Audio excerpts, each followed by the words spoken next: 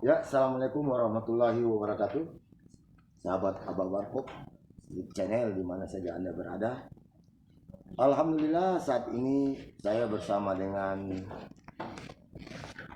Kepala Bagian Organisasi Sekretariat Kota Gorontalo, Pemerintah Kota Gorontalo, yakni Bapak Haji Ramjan Datung Solang, SIP MSI. Apa kabar Pak? Alhamdulillah baik Pak Irfan. Alhamdulillah. Begini Pak Kabak, akhir-akhir ini lagi agak viral di berbagai media sosial dan bahkan di berbagai komoditas-komoditas, terutama bagi aparatur sipil negara, apa yang dikenal dengan jabatan fungsional.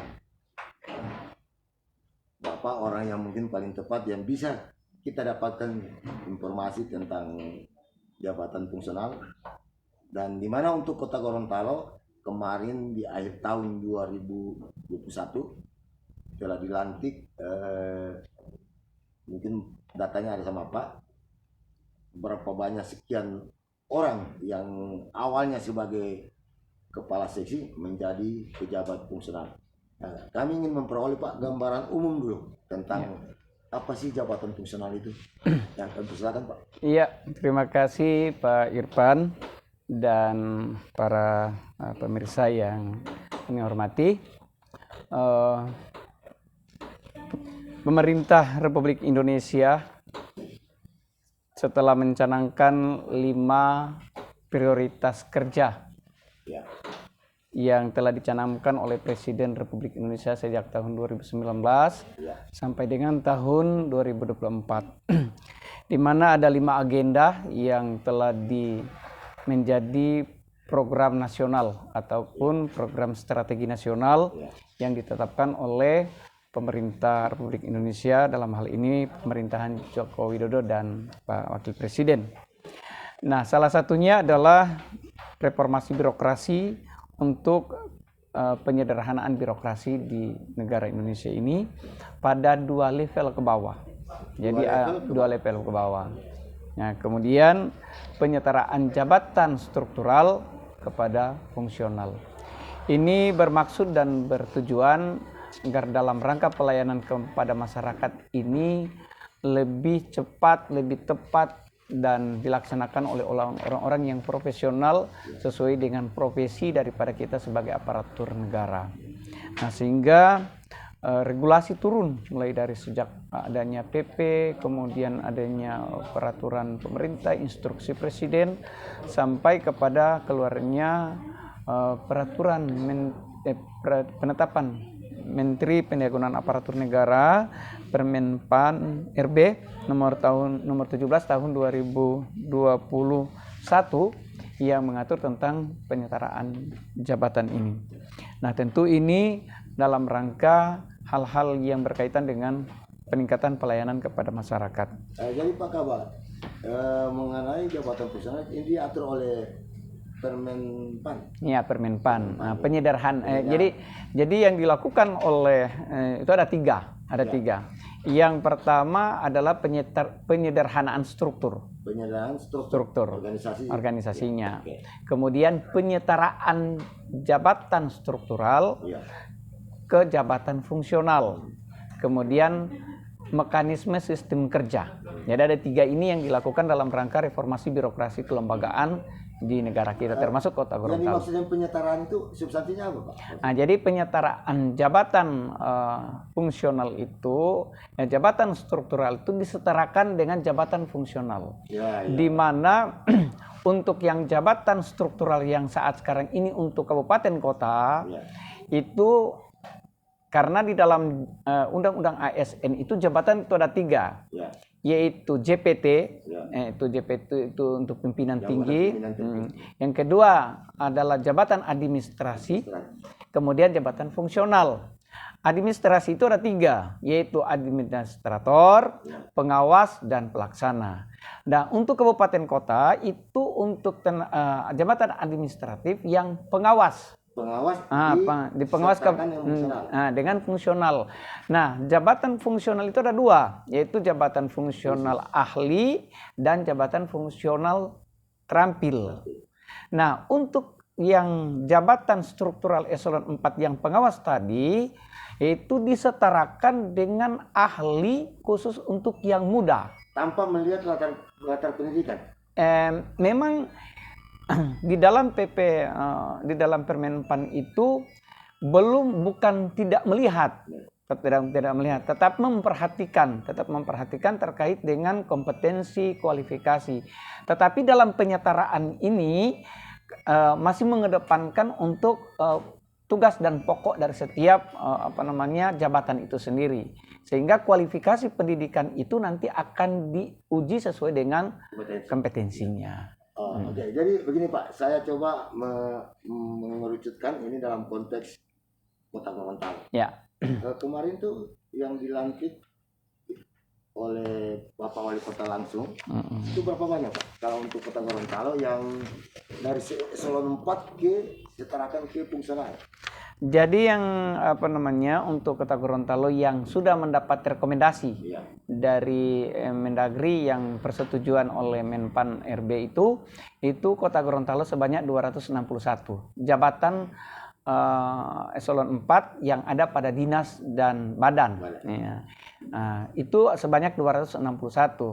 Namun karena ada yang pensiun, ada yang pindah, ada yang memundurkan diri, sehingga yang dilantik Pak Wali pada tanggal 31 Desember 2001 itu hanya 253. Maksudnya Pak yang sudah mendapat rekomendasi ini apa maksudnya? Ya, rekomendasi kan itu proses tetap mendapat rekomendasi dari pihak Menpan RB. Jadi diverifikasi data-data kita apakah sudah memenuhi syarat persyaratan yang telah diakomodir dalam Permenpan 17, kemudian diserahkan ke Menteri Dalam Negeri selaku pengendali terkait penyetaraan ini, kemudian diserahkan ke kabupaten kota. Berarti Pak, kalau kita lihat ada yang rekomendasi, berarti belum ada yang belum direkomendasi. Ya, ada. Untuk Kota Gorontalo ada 61. 61 jabatan yang belum tidak direkomendasi karena dalam pemodelan struktur organisasi mereka itu tetap dipertahankan.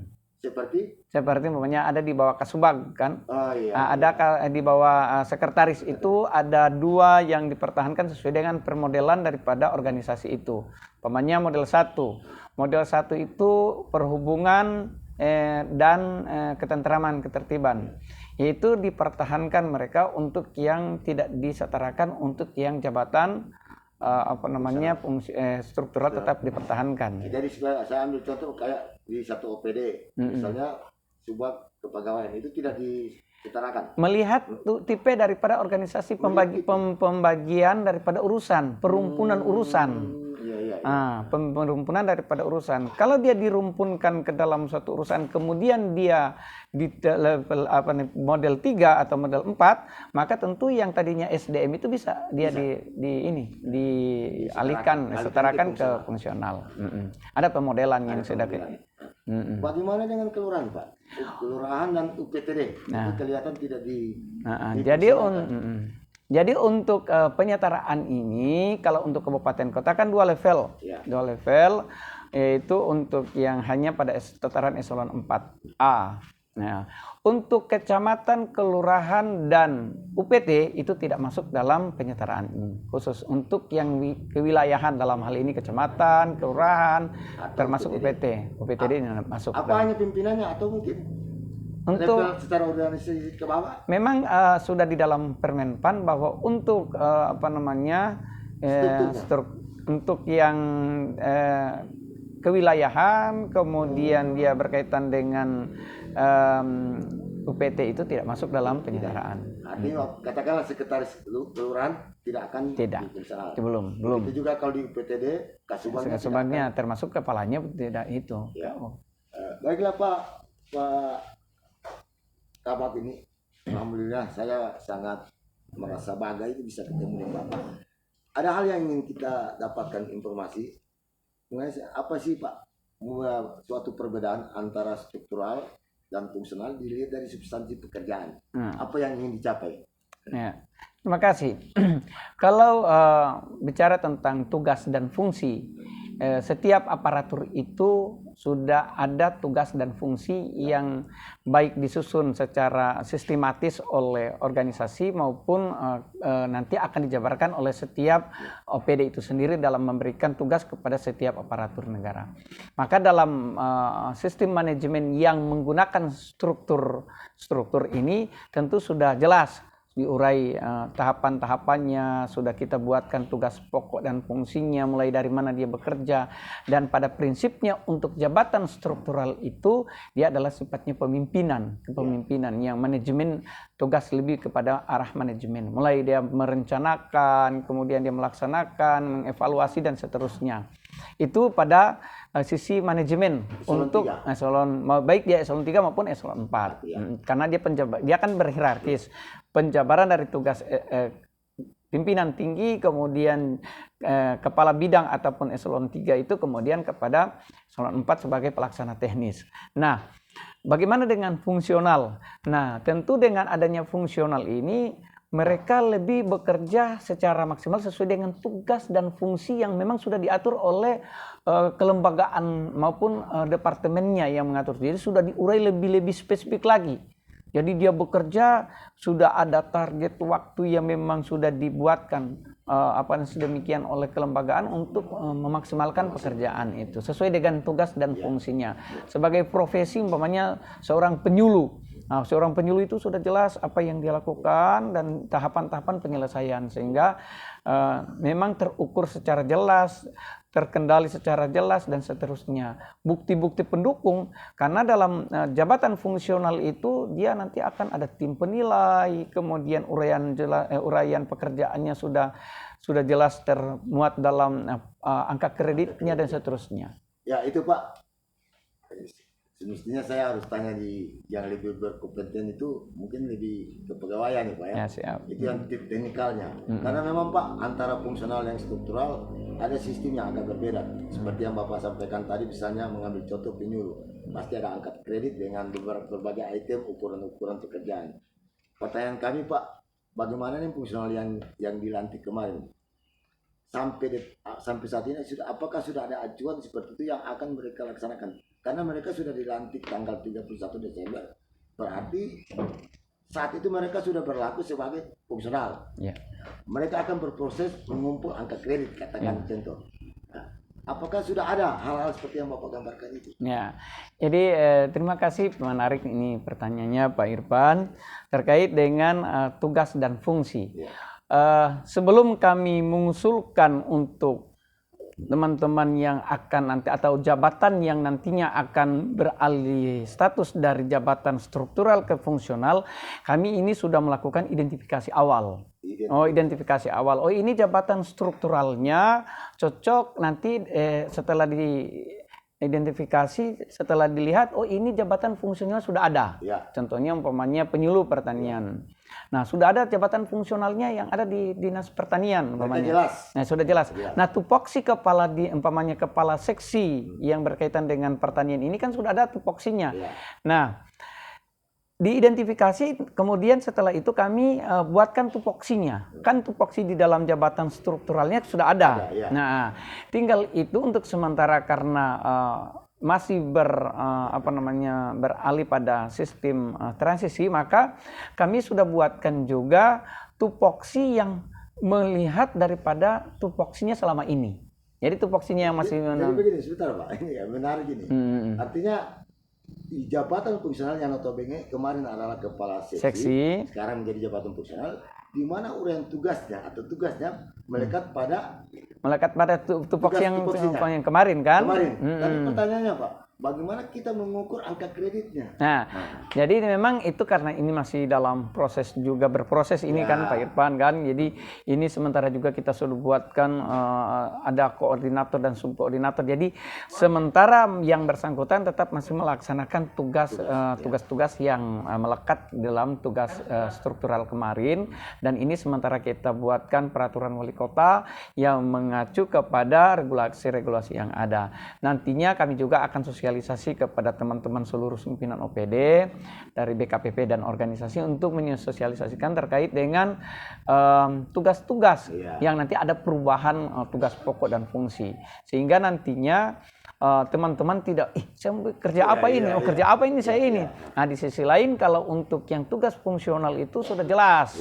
Apa tugasnya, apa-apa yang harus dicapai apabila angka kreditnya sudah seperti ini dan seterusnya, sudah ada pencapaian untuk memaksimalkan pencapaian ke angka kreditnya. Jadi Pak Kabat, saya stressing lagi bahwa tugas kepala seksi yang kemarin melekat tugasnya itu sekarang ini itulah tugas kegiatan fungsional. Masih melakukan tugas ini. Justru itu di sementara mereka itu dapat bonus. Jadi bonus 25% dari angka kredit. Karena mereka untuk berikutnya kan kalau udah naik jabatan atau berpindah naik jabatan itu ataupun naik pangkat, nanti mereka itu dengan menggunakan angka kredit kan. Nah, mereka ini untuk teman-teman yang dikategorikan dalam penyetaraan ini mereka dapat bonus 25. Sudah bonus dapat bonus 25. Jadi sebentar kalau impasing bonusnya ini jadi 25 terbawa terus, mau impasing, mau dia dia mau naik pangkatnya dan seterusnya, maka yang 25 ini sudah merupakan bonus dengan adanya penyetaraan jabatan. Kalau begitu Pak, dikandung maksud dari penjelasan ini bahwa teman-teman yang sekarang fungsional yang kemarin kepala seksi sudah bisa melaksanakan, dan itu bagian dari katakan pengumpulan angka kredit. Ya, sudah bisa karena sudah. Justru itu karena teman-teman ini kan masih juga baru mengenal mulai kan, bukan seperti teman-teman yang guru, bukan seperti dinas kesehatan yang sudah lama berkecimpung dalam dunia jabatan fungsional, sehingga kami juga akan sosialisasikan, umpamanya ada jabatan fungsional terkait dengan yang dia belum pernah baca, umpamanya pengelolaan keuangan yang selama ini dia hanya berkecimpung dengan tugas pokok yang ada di tupoksi dia. Tetapi kalau di dalam jabatan fungsional sudah jelas.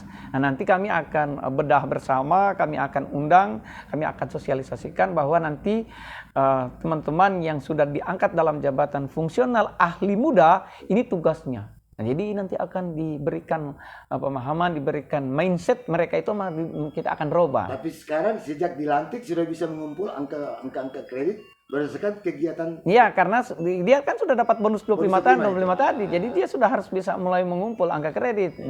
Tapi memang ini kan tidak seperti teman-teman seperti Pak Irfan yang sudah berpengalaman juga dengan pertanian fungsional. Jadi teman-teman yang sudah fungsional ya saat sekarang sudah enjoy dia bekerja. Tapi teman-teman yang ada sekitar 200-an ini ya perlu ada sosialisasi, perlu ada bimbingan kepada mereka untuk ke arah apa yang saya harus lakukan ini, apa yang saya harus capai dan seterusnya. Ada Pak yang ini memang agak teknikal Pak. Ya kan di dalam penilaian angka kredit ada yang namanya tugas pokok, kemudian ada penunjang. Dan itu pasti akan berbeda nilai-nilainya. Apakah ini akan berlaku untuk yang sekarang ini, di fungsional sekarang ini Pak? Memang itu sudah kami pernah diskusikan dengan kementerian-kementerian terkait dalam rangka perubahan daripada jabatan struktural ke fungsional. Dan itu nanti akan keluar peraturan secara menyeluruh yang akan dijadikan satu secara keseluruhan oleh Kementerian Menteri Pendayagunaan Aparatur Negara, dan kami juga memang sudah diundang oleh sudah kami di pusat itu sudah diundang untuk membicarakan bagaimana fungsional, umpamanya di bidang pertanian, ada di bidang kehutanan, ada di bidang yang belum termasuk yang kalau yang pendidikan, kesehatan kan sudah lumrah kan, tetapi yang teman-teman yang analis kebijakan, yang namanya menyangkut pengelolaan keuangan, yang SDM itu kan masih baru. Bahkan ada peraturan seperti perhubungan itu belum rampung. Nah, tetapi dari kementerian kita maksimalkan lagi, kita dorong lagi itu segera membuat satu regulasi yang berkaitan dengan pengangkatan untuk jabatan fungsional. Itu semua. Yang yang kami ingin tanyakan Pak, ini mengenai SKP Pak. Sekarang kan selama ini kan kalau di eselon 4 itu ada nama ukuran kinerja. Artinya ukuran kegiatan pegawai itu diukur dari itu. Nah, sekarang bagaimana mereka yang sekarang fungsional? Apakah masih berlaku yang SKP kemarin atau sudah ada role model yang terbaru? Jadi untuk tidak hanya ada yang SKP Pak Irfan, tetapi termasuk penghasilan. Karena kalau apa termasuk penghasilan, kesejahteraan ini ada 3 poin yang menjadi. Sebentar Pak, kalau Bapak singgung penghasilan, ini dalam tanda kutip ya. Kalau kita kalkulasi kayaknya fungsional tinggi kan. Memang kemarin setelah kami identifikasi dan seterusnya, memang agak ada sedikit, ada yang memang jabatan fungsinya sudah agak bagus sedikit kesejahteraannya, ada yang hampir sama, bahkan ada yang sedikit turun. Nah, itu. Tetapi pada prinsipnya penyetaraan ini 3 hal yang sangat mendasari terkait dengan penyetaraan, termasuk salah satunya adalah tidak mengurangi tingkat kesejahteraan daripada aparatur, karena itu sebenarnya hakikatnya. Sehingga apa yang Pak Irfan tanyakan tadi terkait dengan bagaimana SKP-nya, bagaimana masih tetap menggunakan sistem yang lama karena pengukuran.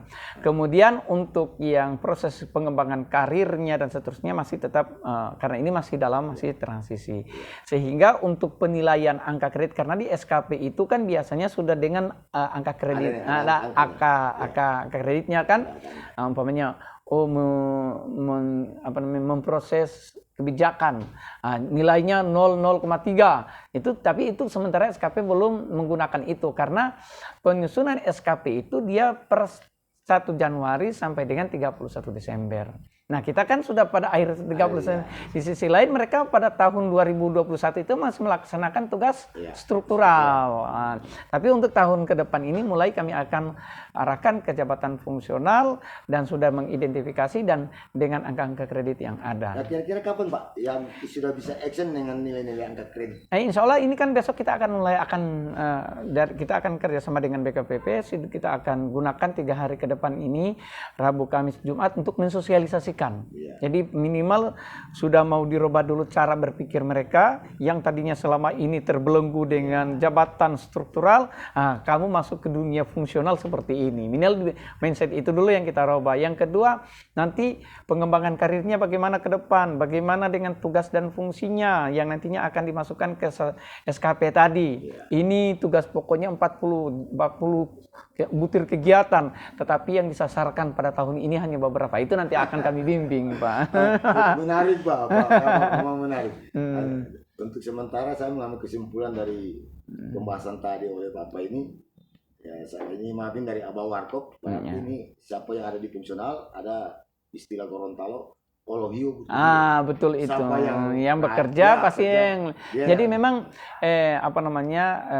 jabatan fungsional ini sebenarnya bukan hal yang kita takuti bersama baik kesejahteraan dan seterusnya. Memang tadi saya sudah sampaikan, jangan kita ini jabatan fungsional tidak mendapat fasilitas dari pemerintah, tidak seperti itu. Bahkan kesejahteraannya itu akan lebih besar. Kebanyakan kemarin ada beberapa jabatan fungsional yang 2 kali lipat dari tunjangan strukturalnya. Ini yang nanti akan dirubah regulasinya oleh pemerintah pusat tentunya. Jadi kemudian karena jabatan fungsional itu sudah jelas apa yang harus dicapai, sehingga pada saat kalau dia tercapai tentu mencapai apa yang diharapkan. Tetapi pada saat dia tidak mencapai juga sesuai dengan target dan angka kredit yang sudah ditetapkan dan tidak tercapai, maka tentu akan mengalami juga yang namanya punishment.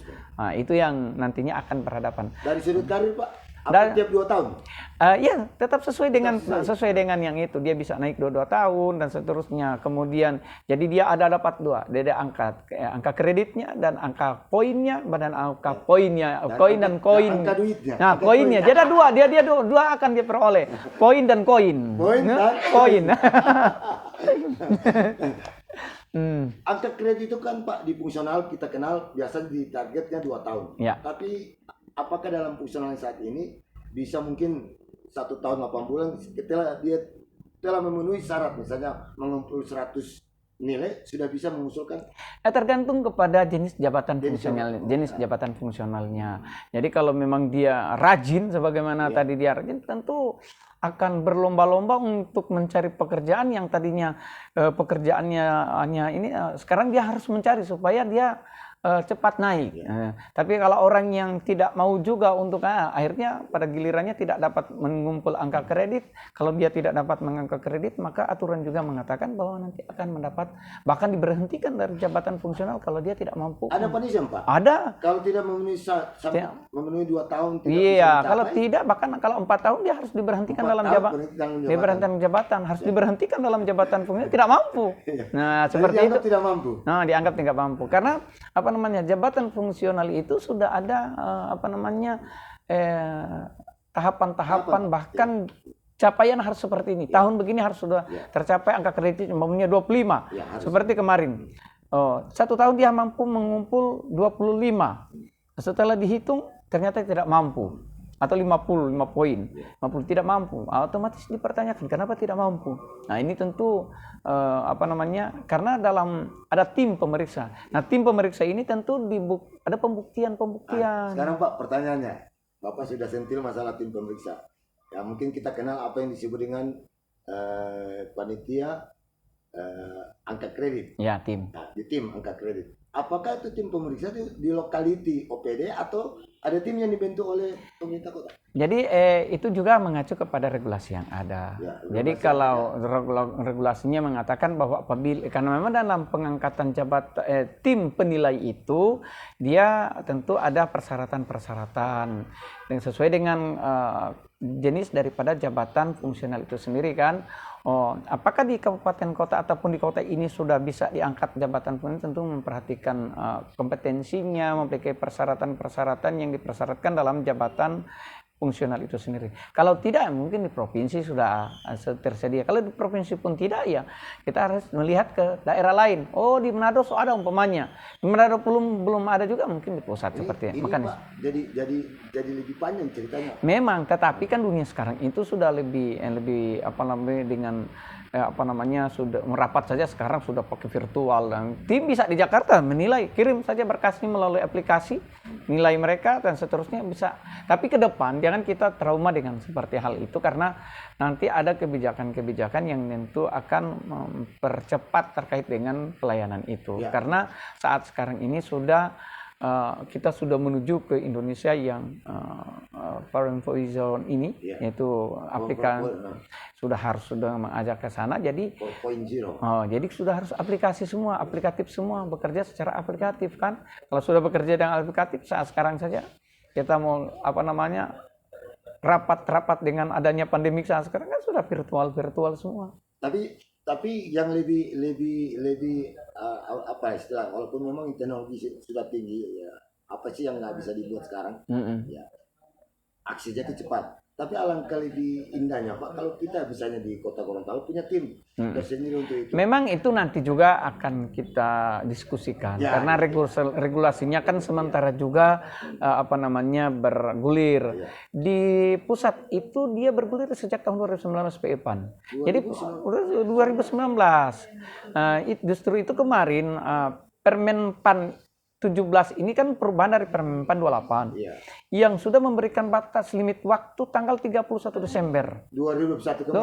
Justru itu masuk ke 2022 itu istilah penyetaraan sudah ada. Sudah ada gitu. Tapi kalau pada saat 2022 ini maka bukan lagi penyetaraan namanya, sudah pengangkatan jabatan fungsional. Pasti akan beda, Pak. Ya, sudah beda. Yang untuk yang di 2001. Kalau dia persyaratan penyetaraan, dia tadi pokoknya duduk di eselon 4. Iya. Langsung dia masuk nih, walaupun dia SMA, tapi kalau dia sudah duduk di eselon 4 langsung disetarakan. Tapi kalau dia masuk dalam pengangkatan jabatan fungsional, maka otomatis persyaratan ada. Mulai bagaimana dia ikut diklat dulu dan Pak Irfan tahu itu, Pak Irfan pernah kan kompetensi pendidikan. Ya, pendidikannya, kompetensi teknisnya. Dia sudah harus memenuhi dulu baru dia diangkat dalam jabatan fungsional. Jadi bahagia yang sudah karena nanti memang perencanaan ke depan itu nanti akan mungkin Indonesia ini bahkan waktu kami diarahkan ke depan itu akan lebih banyak jabatan-jabatan fungsional ke depan. Baik Pak, ada pertanyaan yang agak quote and quote agak seksi lah, agak sedikit ramai orang tanya. Yang pertama mengenai PPTK Pak. Kemudian mengenai TPP. Ya. Yang pertama yang ingin saya tanyakan sama Bapak, bagaimana antara fungsional dengan PPTK? Bagaimana penjelasannya? Memang di dalam, karena terkait dengan PPTK ini kan pengelolaan keuangannya, pengelolaan daerah ya. Nah, pengelolaan keuangan daerah ini diatur dalam PP yang berkaitan dengan pengelolaan keuangan daerah. Nah, di dalam pengangkatan untuk PPTK ini, pelaksana teknis kegiatan ini, dia melekat ke jabatan struktural. Nah, akan tetapi kalau memang sudah tidak ada lagi jabatan struktural yang ada di bawah dia, maka aturan memungkinkan untuk pengangkatan jabatan, diangkatlah jabatan fungsional, tetapi dengan persyaratan harus ada yang ditetapkan oleh kepala daerah. Jadi bukan berarti bahwa fungsional kemudian tidak lagi mau bekerja untuk pelaksana teknis ini. Nah, memang kemarin sudah diberikan pemahaman kepada seluruh pimpinan OPD bahwa untuk jabatan fungsional ini dan aturan juga memungkinkan untuk jabatan fungsional diangkat dalam jabatan PPTK. Yang dilarang yaitu PPTK sudah merangkap PPK, itu yang dilarang. Tidak bisa. Fungsional dibolehkan karena aturan mungkin ada ketetapan keperaturan wali kota. Nah, sudah ada, alhamdulillah kemarin dari Badan Keuangan sudah membuat penetapan persyaratan untuk pengangkatan jabatan fungsional yang diberikan tugas sebagai PPTK. Sudah ada. Apa tidak ada implikasi ke nilai, Pak? Misalnya pendapatan. Nah, mereka itulah yang diberikan tugas tadi 25% itu kalau dalam angka kredit. Nah, itu mereka belum bekerja tapi sudah diberikan nilai angka kredit 25. Nah, itu kan. Jadi diantaranya karena PPTK-nya itu. Salah satunya itu. Salah satunya itu. Kemudian ada cerita yang menarik, bagaimana soal TPP, Pak? Katanya fungsional ini dari sisi tunjangan jabatan katakanlah naik, tapi dari sisi TPP dalam tanda kutip relatif menurun. Kira-kira bagaimana? Kalau untuk terkait dengan tunjangan perbaikan penghasilan ini kan TPP kan untuk sementara Kota Gorontalo itu masih menggunakan TPP yang lama karena belum ada, jadi belum ada perubahan. Kalaupun dia nanti akan berubah terkait dengan apakah dia naik ataupun turun, kan ini kita tetap memperhatikan dan melihat dari ketersediaan anggaran yang ada.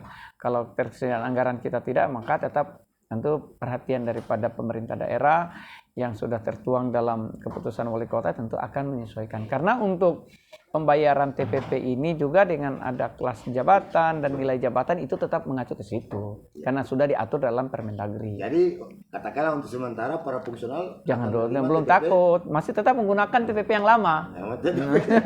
Tapi masalahnya sampai kapan tuh? Ya, setelah ada perubahan. Setelah perubahan. Mungkin para fungsional akan berdoa perubahan nanti 2023. Kalau untuk sementara, insya Allah kami juga dari tim TAPD, karena organisasi bagian daripada tim TAPD, kami akan bahas lagi. Bahkan kemarin sudah diminta kementerian, dan itu bahwa untuk kita di Kota Gorontalo, TPP kita masih tetap seperti saat sekarang ini. Insya Allah mungkin ke depan kalau sudah sudah lebih bagus lagi, dan itu akan melihat lagi ketersediaan anggaran yang ada di pemerintah daerah. Yang paling terakhir ini pertanyaannya, Pak. Ini fungsional dengan persoalan ya katakanlah ACMC dalam hal ini secara teknikal yang disebut dengan pinjam. Apakah ini di fungsional akan tetap berlaku itu? Persoalannya begini, Pak. Ketika orang ada di lapangan, mungkin di awal-awal di pagi itu mungkin tidak no problem. Ketika mereka ada di lapangan pasti akan melurut waktu. Apakah mereka ada keharusan seperti mereka kemarin di struktural? Ya. Jadi sebenarnya Pak Irfan terkait dengan disiplin, itu kan namanya disiplin ya. Disiplin, karena disiplin itu diukur dengan pinjer ini. Karena di dalam SKP itu SKP kinerja dan disiplin. Nah, itu 65 dan 35. Nah, disiplin itu diukur dengan pinjer ini, dan ini berlaku merata kepada semua aparatur negara, termasuk kita di Kota Gorontalo. Nah, untuk pengukuran itu masih menggunakan itu sampai saat sekarang ini. Bahkan memang kemarin dari BKPP sudah akan mengembangkan sistem daftar hadir dengan di tempat, di tempat seperti itu. Sudah ada juga kiat-kiat dari Badan Kepegawaian agar yang di samping dia tidak mengabaikan disiplinnya sebagaimana yang diharapkan oleh aplikasi itu sendiri dan ada diatur, maka tentu juga kinerja, karena itu merupakan bagian daripada sistem yang harus kita jalankan sebagai aparatur negara. Tetap dia mengedepankan disiplinnya. Disiplin itu salah satu saja dulu, jangan dulu yang lain-lain. Salah satunya kehadiran, datang kerja, kemudian pulang. Yang menarik itu Pak, yang absensi di tempat itu yang menarik. Nah, itu insya Allah mungkin dari nanti itu akan ditindaklanjuti oleh BKPP. Insya Allah tahun ini juga mereka sudah akan presentasikan, mereka sudah akan kembangkan. Jadi aplikasi ini mereka akan sudah kembangkan terkait dengan perkembangan daripada sistem kinerja saat sekarang, termasuk disiplin itu. Iya Pak, luar biasa ini.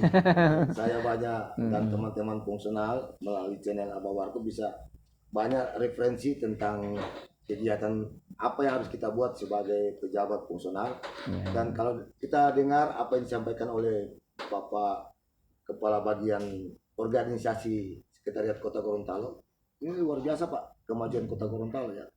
Ini luar biasa. Alhamdulillah Pak, karena ini reformasi birokrasi, alhamdulillah di tataran Provinsi Gorontalo untuk reformasi birokrasi ini Kota Gorontalo alhamdulillah pada tahun 2021 kita mendapat penghargaan dari Kemenpan.